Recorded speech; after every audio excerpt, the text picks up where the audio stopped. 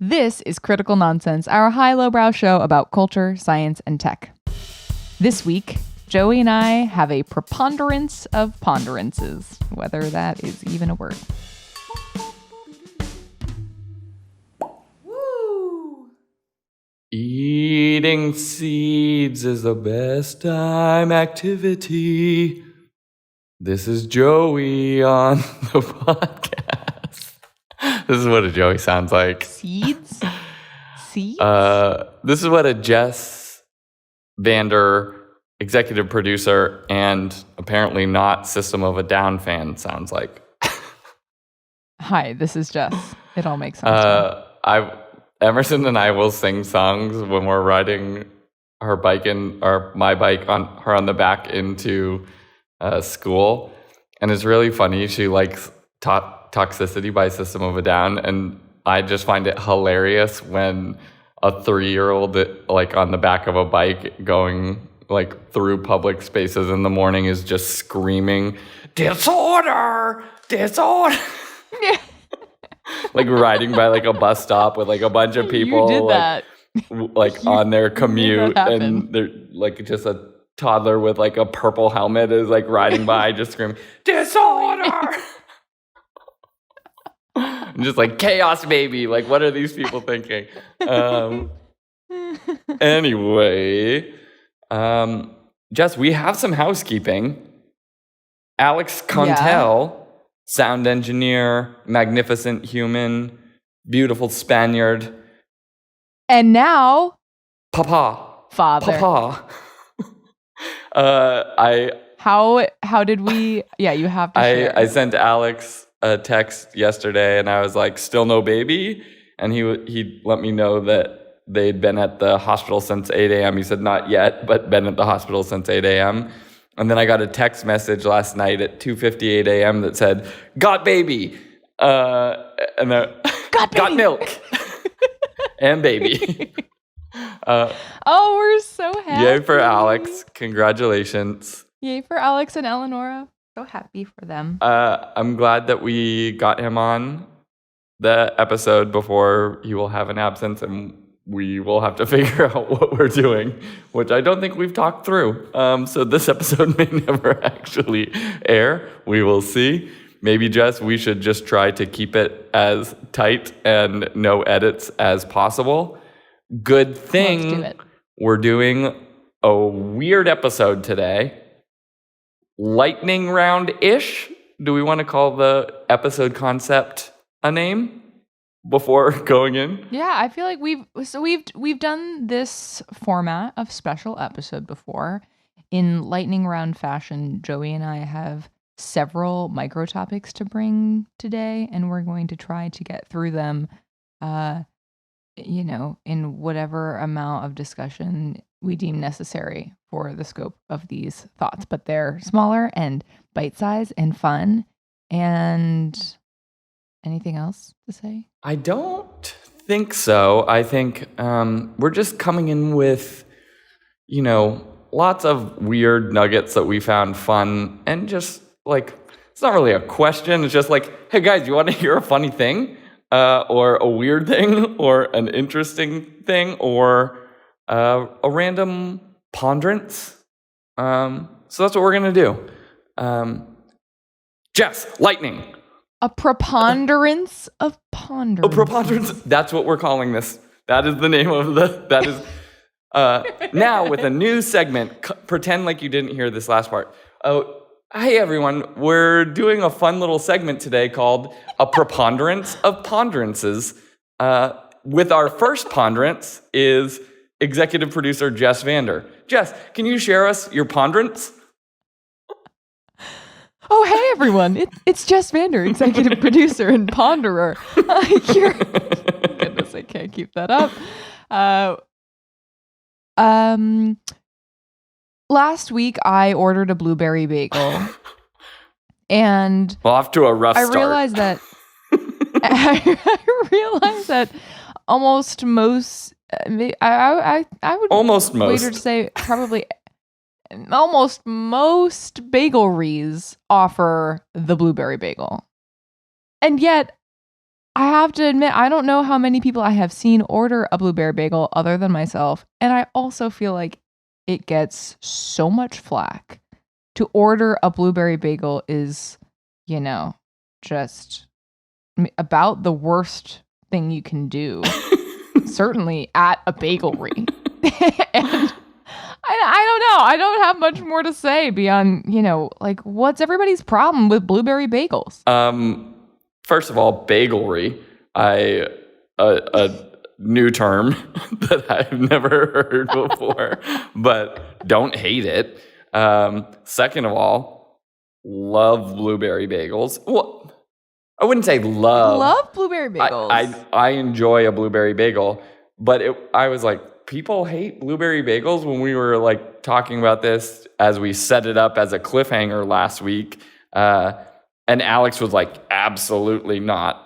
Blueberry bagels, how dare you? And I was like, a heinous crime. Why do people hate blueberry bagels? And then you mentioned like other people have spoken to you about like their offense at blueberry bagels.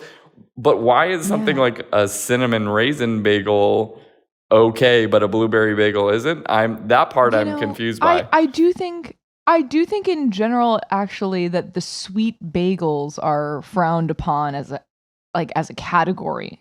Like the principle of sweet bagel is often thought of as lesser than a savory bagel and maybe infantile, or only kids like sweet bagels. And then in that sort of power ranking of bagels that are like sweets already on the lower chunk, and then at the bottom of that list is the blueberry bagel. It's like cinnamon raisin is okay.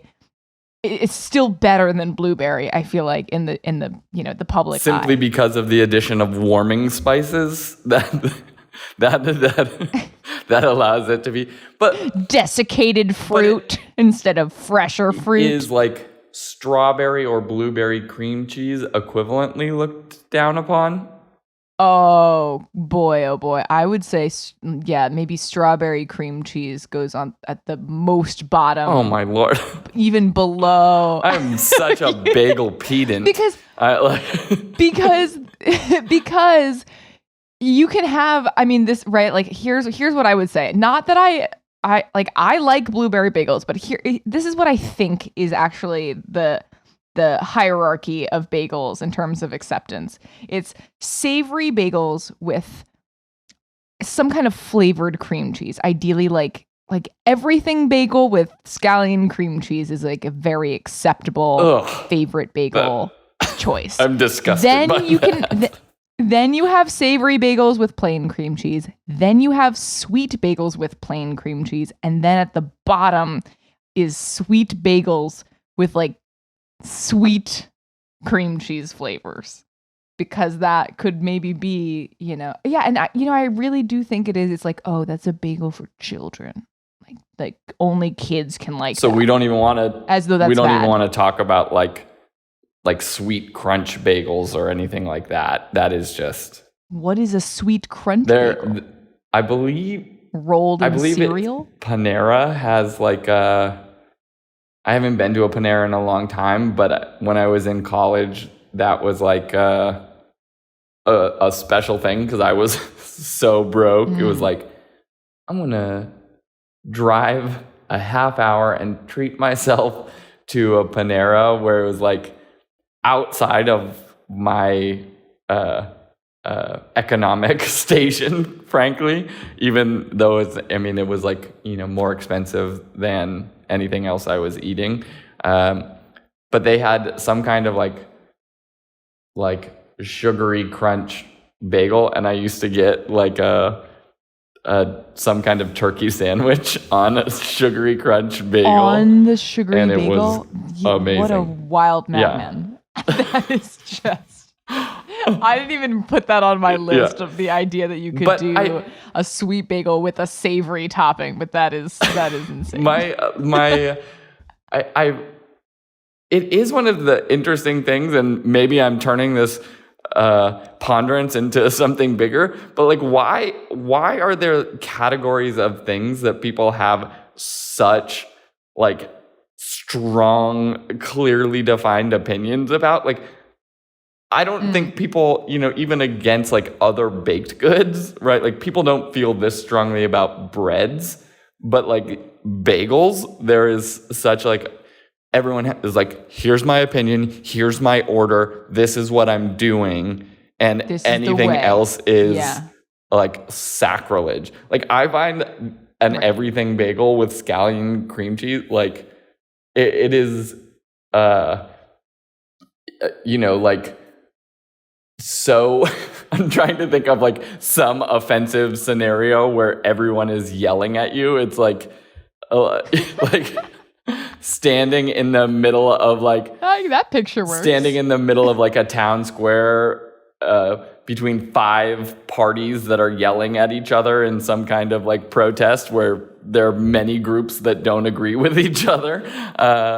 It is just like too many flavors all at once that are not friends. I thought you were quite literally describing that you saying that you don't like an everything bagel with scallion cream cheese has brought other people to yell at you. Probably. But people are like, anything other than an everything bagel is like unnecessary. And I'm just like, I'll take it further. Your everything bagel is occasionally like getting its flavor on my plain bagel, and I don't like it. Like, I don't. I hear that. If they're all piled into the same bag, everything is now an everything bagel. Sometimes you get it from the store, but they like use the same boiling water or whatever in the bagel process, and it's like it's got some of that other business in there. I would call that seasoning, but I understand. Your bagel order is so loud that it is affecting other people's bagel orders. That's what I have to say about it. This is maybe one of the hotter takes that you've ever had. I just feel like no one will agree with you, but that is why I'm here to, make this space for differing opinions. I have to say, can we just say on the record, are you a proponent of the strawberry cream cheese? Oh, yes.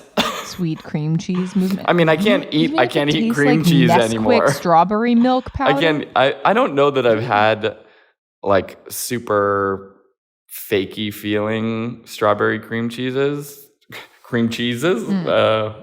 That's certainly not a word. I didn't have a lot of bagels before I moved to New York. It wasn't something outside of everywhere else. A Thomas's bagel maybe or something like that. Or a Panera, as we had discussed. Or Panera. Also, barely a bagel. But couldn't actually afford it. So I think, a lot of the bagel shops, you'll see like, they might be using like jelly or preserves or something and mixing it in, or just kind of mushing up their strawberries, but it may have like actual chunks of strawberry in it. But I find that delightful. I can't have cream cheese anymore because lactose is not my friend. But I miss it. Can you do tofu spread? I can't because it's soy. So, Wow. So my spread game has been just bites. Really, The good news is that a very good bagel from a prime bagelry should be delicious enough to just eat without topping or fanfare. It's just, you just have the bagel. Bagelries. All right. So basically, you're the wrong person to ask because you like blueberry bagels is basically what I'm taking away from all this. This may be the single thing that we agree on. Okay, Joey, your turn. I'm gonna send you this. I purposefully kept this from you because I thought your reaction may be one of delight being exposed to this for the first time. But I came across. Should I open it? Yeah, you can open it. I came across someone just sharing an interesting tidbit from a book recently. The book is called The Elements of Eloquence: How to Turn the Perfect English Phrase. And this particular passage says, adjectives in English absolutely have to be in this order: opinion, size, age, shape, color, origin, material, purpose, noun. So you can have a lovely little old rectangular green French silver whittling knife, But if you mess with the word order in the slightest, you'll sound like a maniac. It's an odd thing that every English speaker uses that list, but almost none of us could write it out. And as size comes before color, green great dragons can't exist. That's true. It's got to be great green dragons, doesn't it? I was... All right, we have to test a few things, right? Yeah, we now have to test some things. I was just like, this is like, I 100% agree with this. If you had asked me about orders of adjectives before this, I would have been like, I don't know, like whatever orders. Like it was just like this really fascinating thing of like, no, that's burnt into my head 100%, and I had 0% awareness of it. So we're gonna run some tests. Yeah, we have to.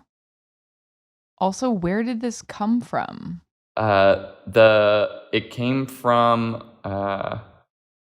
the book I just mentioned, The Elements of Eloquence. He wrote this person, Mark Forsyth. Yeah, Mark Forsyth wrote it. The Elements of Eloquence: How to Turn the Perfect English Phrase.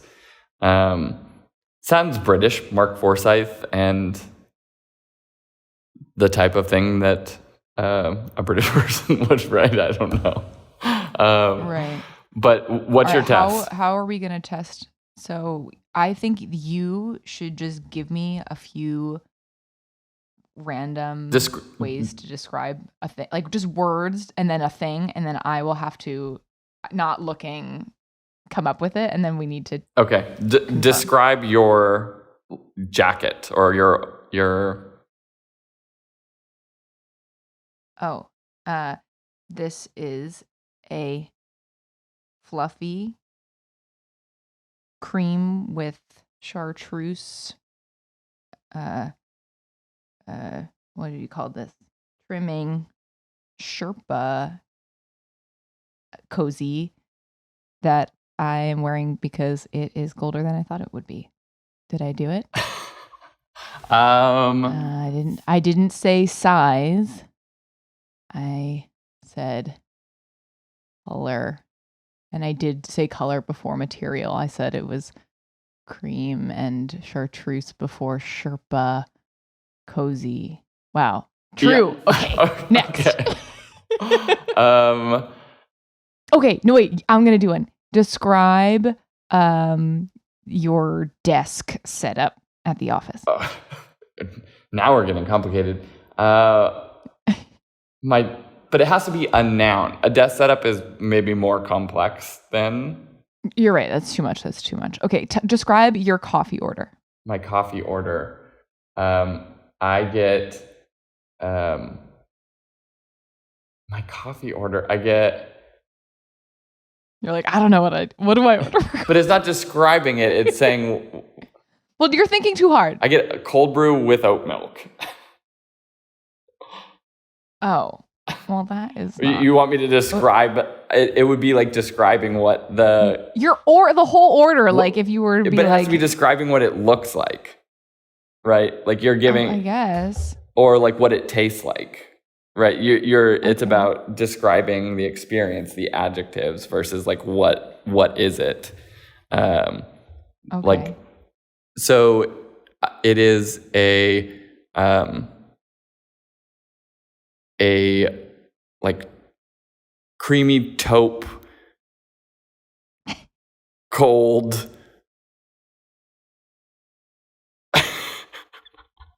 liquid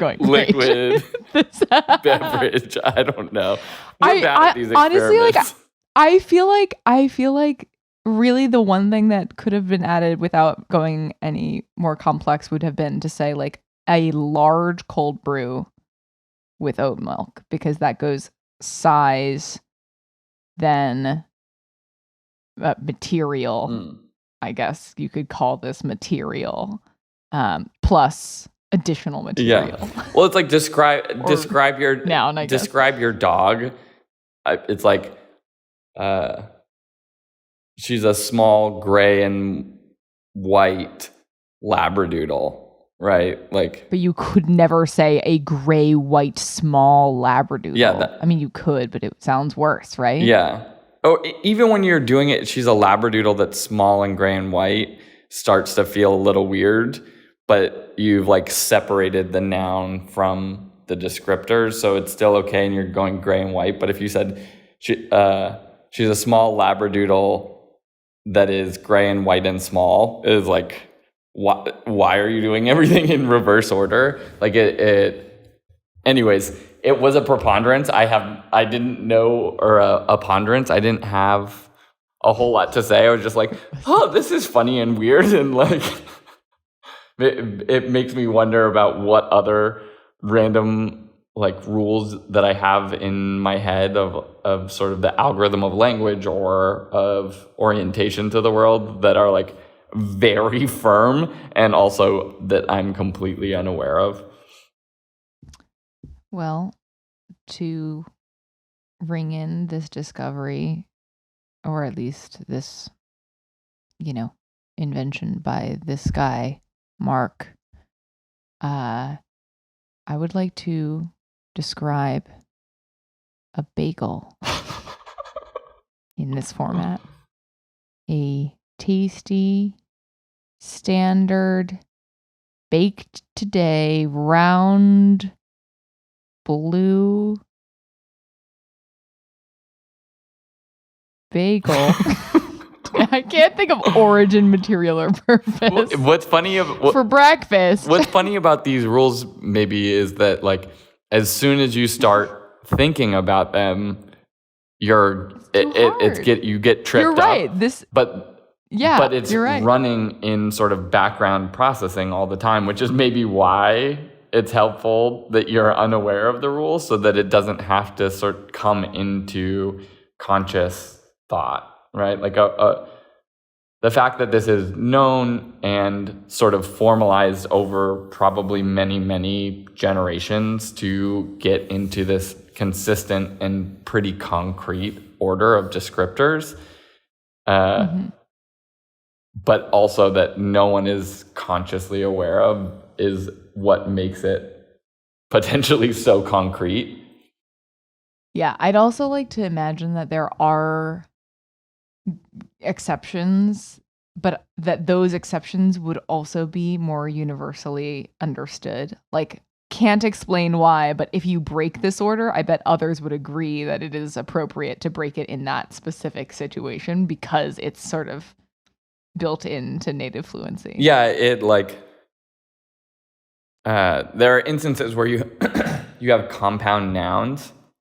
So that like in the comments there was someone talking about like, oh well, there are exceptions like an old red compact car, and someone was like, well, that doesn't really work because a compact car is a compound noun.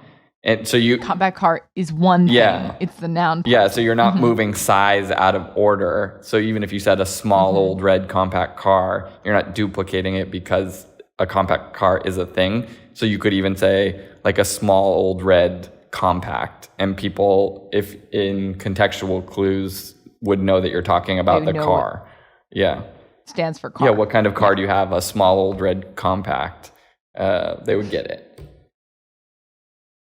Well, listeners, appreciate you painfully waiting out us trying our terrible to experiments. Make this happen. And hopefully you have terrible experiments of your own. Preponderance of ponderances, number 3. Number 3, I'm not even... It's at this stage in the conversation that I question whether ponderance is a real word on its own. I will do the live fact check while you intro it. Okay. I am a fan of the Daily Show, Trevor Noah's Daily Show.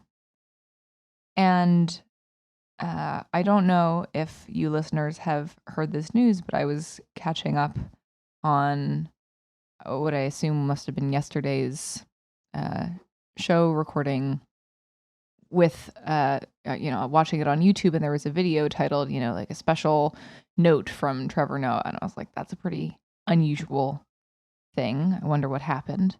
And in this little conversation, he he's like adding a little bit of build up and like talking about how great of a run the show has had over the last 7 years. And then he says, and I think my time is up. And I have to say, my first reaction was like, all right, so what's the punchline, Trevor? Like, where's the funny part? Waiting for the funny. And then he goes on to like quite seriously reaffirm that what he's saying is that like he's trying to figure out his exit for the show, and that he's like, yeah, this has been great, but I maybe I want to get back on the road and travel the world and do more things, and this has been a great chapter of my life. And I was like, oh my word.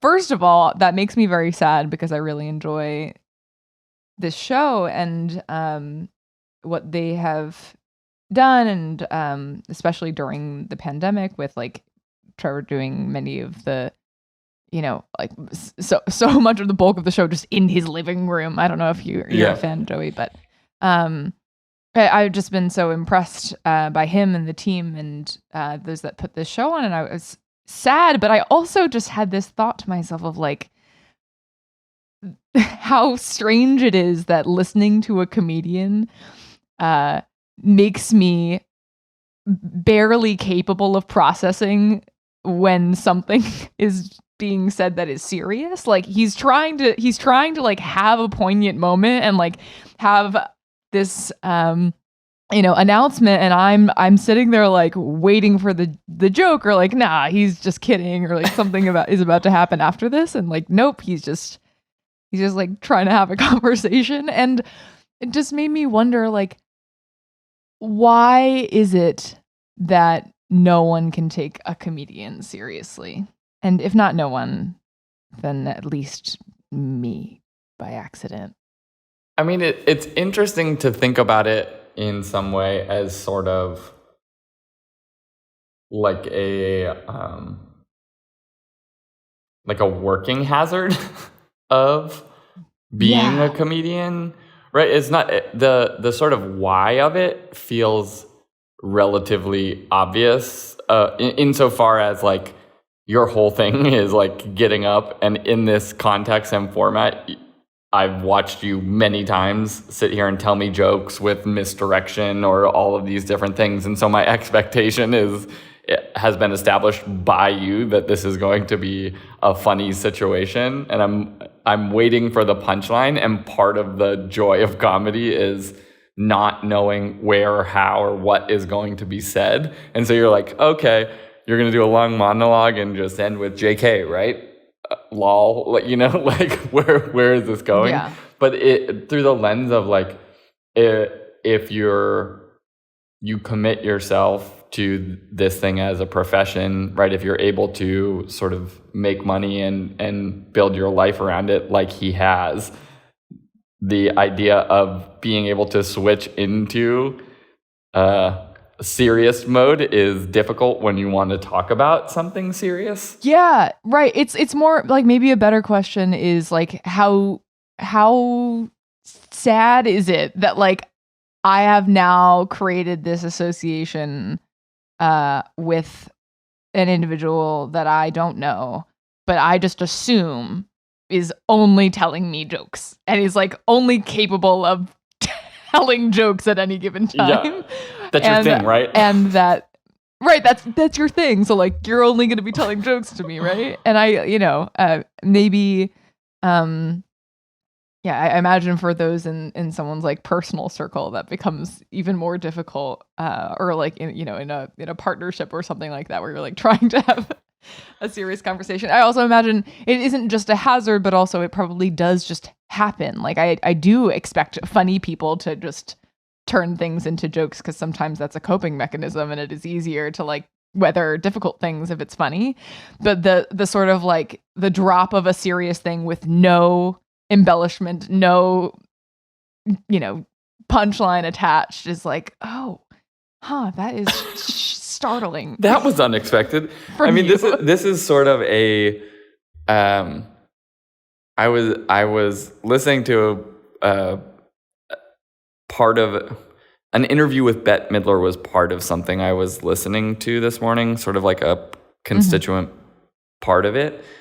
And she was talking about how, comedians are, because she's an actress and a vocal performer, singer, as well as, she was, I think, early in her career, stand-up comedy was a big part of what she did. And she was talking about how comedians are such sad people. And even as you were talking through that last sort of angle on how you were seeing things, it made me realize, like, stand-up comedians are always talking about this thing where people will come up to them in public, or when they were coming up and they're like, what do you do? I'm a comedian. And they're like, oh, you're a comedian? Make me laugh. Tell a joke. Yeah, make me laugh, funny guy. Yeah. I mean, even in some of the stuff that was coming out about Ellen during like that downfall, like one of the things was that she would come up to some of her writers, I believe, and just be like, oh, make me laugh. Like, just say that at them. And you have to, like, remember, as like a writer, you're not even doing the performing part of it. You're sort of working with constructs in a slower fashion. But even as someone who's a stand-up or a performer, it is a performance. It would be like the equivalent of going up to someone who's a dancer and being like, oh, you're a dancer? Dance for me. Like, that. It feels so much more absurd when you take it out of the context of comedy, but for some reason, because it is conversational, and also, most stand-ups are broadly funny people, although not all. Like, many will tell you that they're like not conversationally funny, but in the context of a performance can build things that are very funny. Right. But it makes you feel for them, where one, you're often met with skepticism about your profession. Yeah. And two, then you're expected to be sort of in performance mode all the time. Yeah, and maybe not even just the mode, but like that singularity of like that's your identity and your character. Like when the dance example, I actually feel like more true to form would be something like, "Oh, you're a dancer? Shouldn't you be dancing while you walk?" Like that should just be the way you move about the world, because I assume if you dance, like that is just the way. That's how you are mobile, This is your, in the same way of like, oh, you tell jokes. Locomotion. Right, exactly, right. In the same way, like, oh, you tell jokes, you must only tell jokes. Like that's the only thing that you can do while talking. And the funny thing is, maybe it comes from the sort of one note and parasocial relationship that I have with an entertainer and a talk show host, but like it also is just a reminder, that it is there is definitely sort of that separation that you need to create of what is a reasonable thing to expect, even if you have that more limited or one note type of expectation of somebody. Not that it is a huge deal that I had this thought about Trevor, but like Trevor, my God. Me and Trev. But it was just like, oh, that is weird that I fell into that same trap too of like, shouldn't you be joking at this time? Anyway, so not that anyone is paying attention to that, but I'm sorry the thought crossed my mind. I am sorry to see the show go, and I hope that most comedians can just get other support when they want to have serious topics, serious conversations. I wonder what is the best way to like signal to people if you're generally funny of like, no, but really I want to be serious, because people are like, no. Oh. Yeah. No. You're right. Okay. Yeah. Preponderance of ponderance is number 4. 4. 4. 4. 4. Jess, this is a segment within a segment, just so that we can, a sub-segment. Sub-seg, that I'm calling The Girls Are Fighting, in homage to Azalea Banks' video of watching Nicki Minaj and Cardi B fighting. Shout outs to Azalea Banks, you crazy, wonderful creature. The Girls Are Fighting. This segment is where I'm just going to tell you about weird, obscure fights that I have observed in communities that I'm not part of, that I'm like, okay, this is sure. So I have dueling. I have two. Feuding. Okay, two. The first is apparently tennis players are fighting with pickleballers. Pickleball, not something I know a ton about, but apparently tennis players see it as extreme corporate creation, astroturfing over their tennis courts, something to that nature. But in LA particularly, there are groups creating like stickers and things like that. The stickers, in how I found out about this, in a tweet from someone named Catologic, Katja Kotliar, just says, these stickers say, tennis players against pickleball. And then small writing under it says, get your wiffle balls off our courts. And I know enough about tennis to know that like getting on a court is apparently a very difficult thing, but that's about the extent of my knowledge. But I was like, I'd seen somewhere like walking like on a TV at a bar or something, that there's like a pickleball competition on like TV. And I was like, this looks weird. Like they're pretty close. They seem to be hitting the ball quite hard, and how is that working? But like didn't think much about it. Like looks vaguely like doubles tennis. But apparently tennis players are none too pleased with pickleballers. You may describe it as a turf war.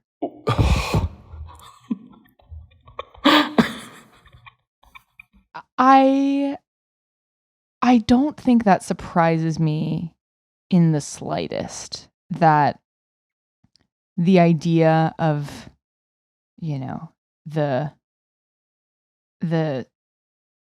sanctity of this sport, tennis, getting edged out in popularity and respect in physical space for this other thing that I think is generally accepted as like lighter, more casual, more social, like easier for the like older players and players of all ages, like that more inclusive type of activity could inspire those who play the more exclusive activity to feel like they're losing something. Makes sense. But also, when was the last time that we had like a revamp in some of the sports that everyone wants to pay attention to? I mean, that's the part of it that is sort of like very much as an outsider of tennis. So caveating that. But, the things that I do know about tennis is it was certainly started as like a wealthy, aristocratic to upper crust type of sport. In the UK, it was very reticent to change in play. Even in recent conversations about Serena Williams retiring and the things that she faced through her career, all the way up until the very end with regards to, the outfits that she wore at different points, or the fact that she was yelling, or that she was hitting hard, or things like that, like all of those things were difficult. And I still perceive, though knowing that not everyone who plays tennis is like a wealthy white person, I still perceive tennis in that regard. And so in some ways, the idea that like everyone is that the tennis community is upset that people are like using their courts feels like kind of Karen-y to me. As like an outsider who doesn't understand the full context. I'm just like get off our courts. This is for the sanctity of tennis, even if it's like public spaces. I'm sure at like private clubs they're not allowing people to come in and play pickleball, and so in that way, it feels like a very like NIMBY kind of thing to me, without knowing what's actually happening on the ground, where corporate interests are coming in and just like leaving pickleball rackets and balls places to be like, what is this thing? Like having actors standing around like, oh, what is this? Oh, this pickleball game is so fun. You should all try it. Like, maybe it is much more insidious than I actually understand, but I don't think I so. have a hard time. People love it. I'm even looking, it turns out in Serena Williams, of all people, is on the record to have said, I love pickleball. I love that it's everywhere now. It's a lot less running, and the people who are anti are too serious. Yeah. I'm like I'll take Serena Williams's word. Yeah. The like people talking about it being like an AstroTurf corporate thing. I'm like, you think tennis is not like corporate, or like the international governing bodies of tennis are not like corporate, or the like televised tournaments aren't corporate? It feels weird. The last fight that I will tell you about that I know even less about is the girls are fighting in chess. Magnus Carlsen apparently is accusing some other younger player of cheating in over-the-table tournament play, which even that, I don't know what it is, but it is apparently creating quite the brouhaha. The person's name that is being accused of cheating is Hans Niemann, because no one has ever...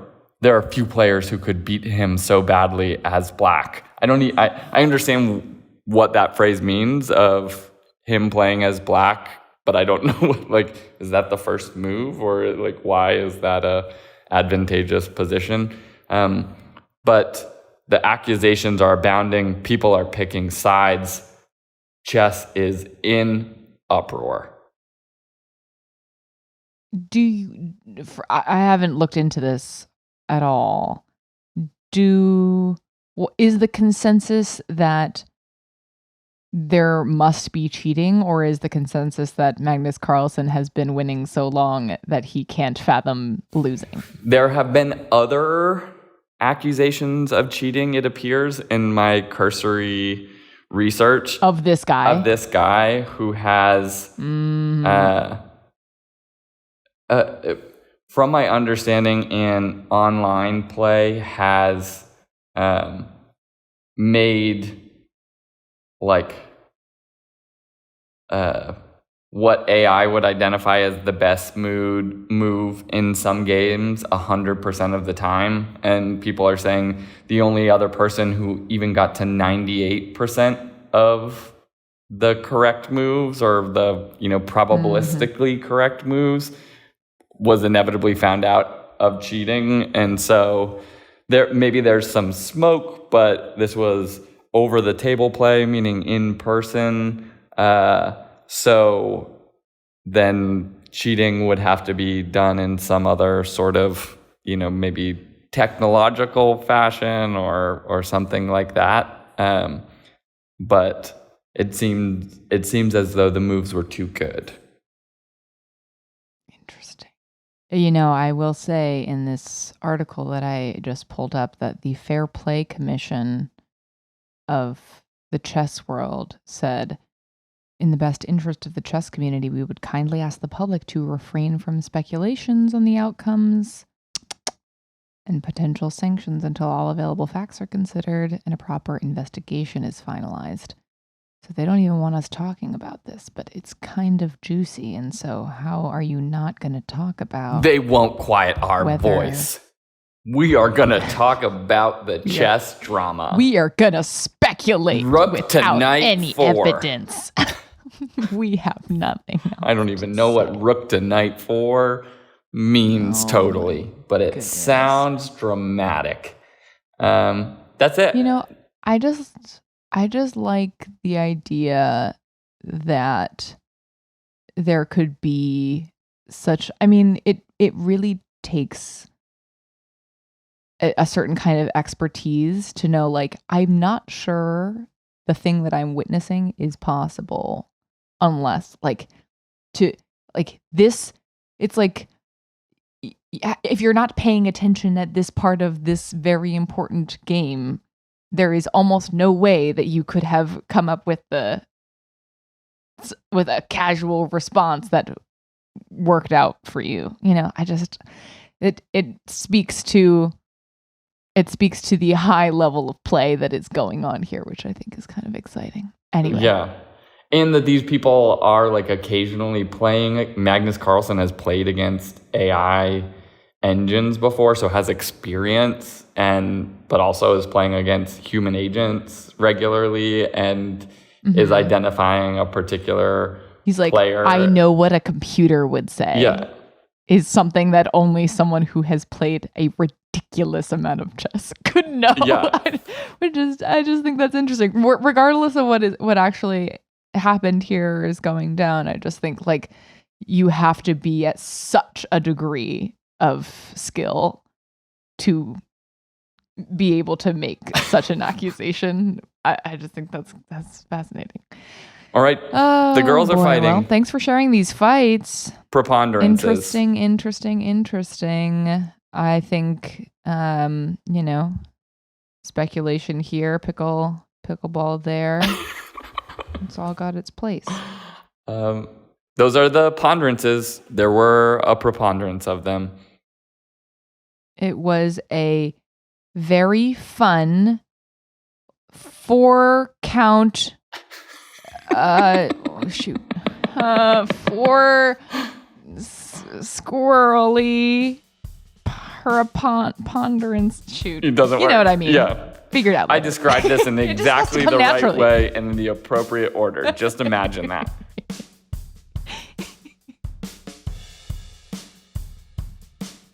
Critical Nonsense is a Sylvain production.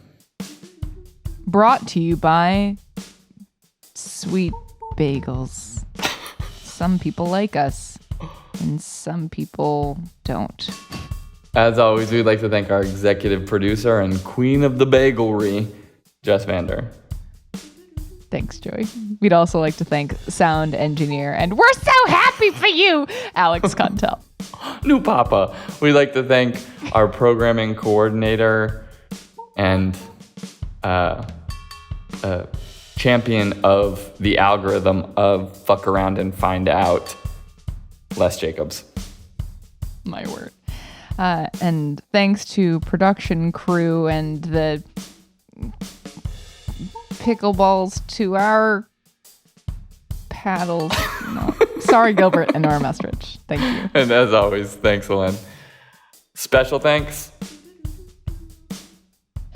to Best Bagel and Coffee. They have best bagels and coffee. They just have coffee there, but I would not say the bagels are the best. The coffee is just the bagels are the best, and then the coffee is just there, existing there. Special thanks to other people's non-serious drama that we don't have to be a part of and can observe. Because, I mean, keep things spicy. You watch your mouth. These are serious. I would say. I was just, as I was saying it, I was like, these people probably think it's pretty Actually, serious. And these are like the livelihoods of athletes of all types. So, I would say that's serious. I would like to thank Mark Forsyth. I'm sorry if I'm saying your name incorrectly, Mark, but I do think that you are onto something. Mark, you old cad. All right, well, I guess that's all. That's all. Thanks much. Thank you. Love you. Bye. Have a nice day. Bye.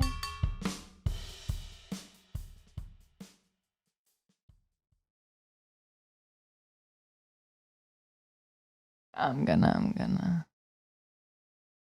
If I've learned anything, it's that doing the recording just in case is good.